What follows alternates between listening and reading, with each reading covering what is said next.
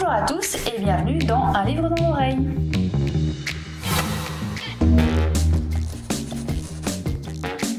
L'objectif de la chaîne, c'est vraiment d'échanger sur les livres audio, sur les podcasts, etc. Je vais expliquer comment j'ai eu l'idée de la chaîne. Je vais aussi expliquer les critères de notation. L'idée m'est venue parce que j'étais en train de chercher des reviews de livres sur internet, de livres audio en fait, et je trouvais pas de chaîne, donc je regardais des reviews de livres et j'ai eu plusieurs déconvenues. Le premier problème que j'ai eu, c'était que le livre n'existait pas en livre audio, soit il existait en livre audio mais il était que en langue originale, donc je me souviens c'était pour un livre qui était en anglais, donc ça m'a un petit peu démotivée quand même. Et le troisième, c'est que le livre existait, il était traduit, sauf que la voix, elle était pas ouf. Ça me donnait pas envie de l'écouter parce que la voix correspondait pas du tout avec l'idée que je me faisais du personnage. Et aussi, une autre chose, c'est que les exclusivités de l'application Audible n'étaient pas traitées dans ces podcasts-là, puisque bien évidemment, elles n'existent pas. Bon, je risque de beaucoup parler d'Audible. Minuit, pas les rideaux! Merde. Je risque de beaucoup parler d'Audible parce que tout simplement c'est la seule plateforme qui permet vraiment d'écouter des livres audio de qualité réalisés par des pros et qui en plus sont des livres qui sont souvent sortis il n'y a pas très longtemps. Il y a aussi le site qui s'appelle Littérature Audio, mais du coup là c'est gratuit certes, mais voilà, c'est pas des professionnels qui lisent. C'est souvent des livres qui sont libres de droit, donc voilà, donc c'est pas toujours très actuel. Honoré de Balzac, Ce qui disparaît de Paris. 1845. Du coup, qui dit Audible dit un prix, voilà, donc je paye mon crédit par mois et une fois que je l'ai dépensé, eh bien en fait je me penche sur les podcasts en attendant le mois suivant. Donc j'ai aussi beaucoup parlé de podcasts. Donc, si vous avez des suggestions de sites, si vous avez des questions, des suggestions, des recommandations à faire, il faut surtout pas hésiter, vraiment on est là pour échanger, on est vraiment là pour essayer de créer, je pense, une communauté. Qui n'a pas l'air de trop exister encore. Pour exprimer mon avis ou ma notation, je vais avoir 3 critères plus 1 qui va se découper lui-même en 3 critères. Le premier critère, ça va être l'histoire en général, est-ce que l'histoire globale est intéressante.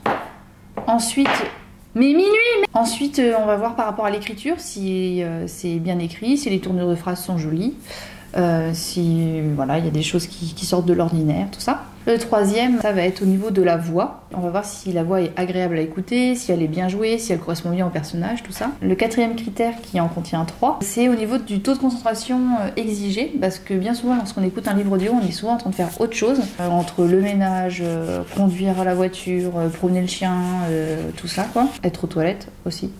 Ça arrive. Parfois, il faut être plus ou moins concentré pour y arriver. Alors, donc il y a les pictos yeux fermés. Donc là, ça exige un taux de concentration vraiment maximal. Vraiment, si on loupe une phrase, si on loupe un paragraphe, on ne comprend plus rien à l'histoire. Il va falloir faire des retours en arrière incessants parce que sinon, on ne comprend pas où on est, à quel moment de l'histoire on va être. Il y a eu un retour en arrière, mais on n'a pas saisi. Enfin voilà, il faut vraiment être très concentré. Ça peut aussi signifier que l'histoire n'est pas toujours très captivante. Il faut faire un effort supplémentaire pour la suivre. Voilà. L'objectif de ces critères de concentration, c'est pas forcément si l'histoire est bien ou pas bien, c'est plus voilà, sur un niveau de concentration, mais bon, bien souvent quand même, hein, l'un ne va pas sans l'autre. On va avoir aussi le picto casque de vélo, qui là nécessite un taux de concentration, j'ai envie de dire moyen, modéré ou voilà, habituel. C'est-à-dire que si on loupe une phrase, si on loupe un paragraphe, c'est pas très grave, on comprend ce qui se passe, on n'a pas besoin de faire de retour en arrière et voilà. Ça se prête assez bien pour, par exemple, quand on est justement donc, à vélo, ce qui est mon cas, je écoute tous mes livres audio à vélo. Ou voilà, quand on fait une activité où parfois on a la pensée qui est obligée de revenir à la terre ferme parce que y a des événements autour qui viennent un peu perturber la lecture. Ça peut être aussi un picto pour une histoire qui est tellement captivante pour le coup que vraiment aucun effort de notre part à suivre l'histoire, quoi. C'est ça coule tout seul et ça passe très très bien. Après on a le picto endormi.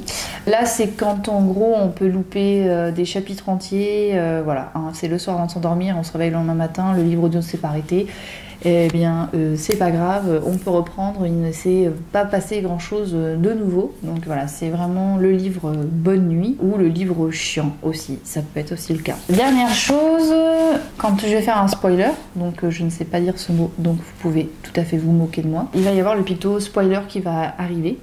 et qui sera présent tout le long du moment où je parle d'un passage qui est vraiment un passage clé du livre, qui est intéressant que si on le lit, et si on le connaît avant d'avoir lu le livre, ça gâche le plaisir de le lire. C'est très compliqué. Ça sera affiché, comme ça on pourra faire la petite miniature avec le petit spoiler.